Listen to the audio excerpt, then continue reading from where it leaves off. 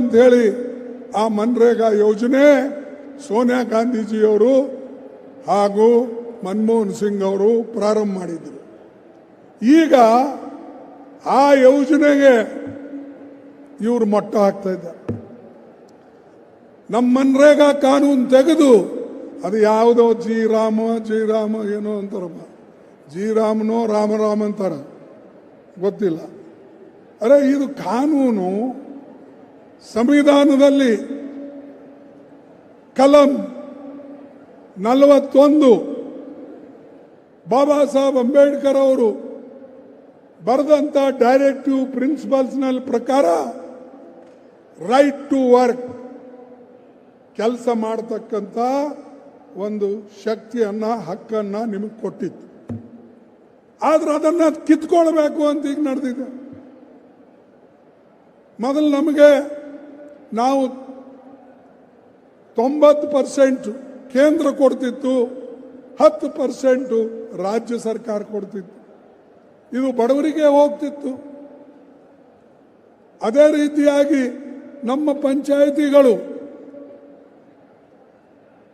ಕೆಳಮಟ್ಟದಲ್ಲಿ ಏನು ನೀವು ಕಾರ್ಯಕ್ರಮ ರೂಪಿಸ್ತಿದ್ರೋ ಆ ಕಾರ್ಯಕ್ರಮವನ್ನೇ ಮನ್ರೇಗಾದಲ್ಲಿ ಅದನ್ನ ಅನುಷ್ಠಾನಕ್ಕೆ ತರ್ತಕ್ಕಂಥದ್ದಿತ್ತು. ಅದು ಇವತ್ತು ತೆಗೆದುಹಾಕಿದ್ದಾರೆ.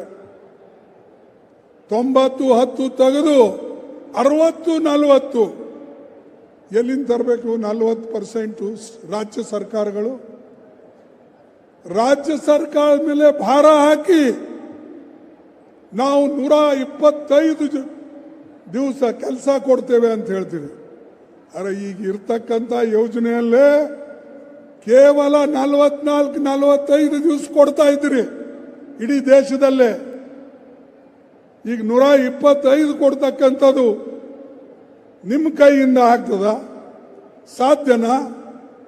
100 ದಿವಸ ನಿಮಗೆ ಪೂರ್ತಿ ಮಾಡೋಕ್ಕಾಗಲಿಲ್ಲ, 45 ದಿವಸ ಕೊಡ್ತೀವಿ.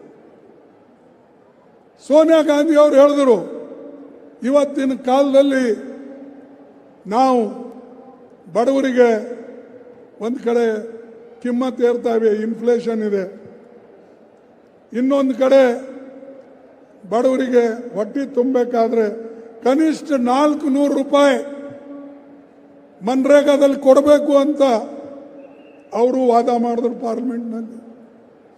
ಕನಿಷ್ಠ 150 ದಿವಸ ಮಾಡಬೇಕು ಅಂತ ಅವ್ರು ಹೇಳಿದ್ರು.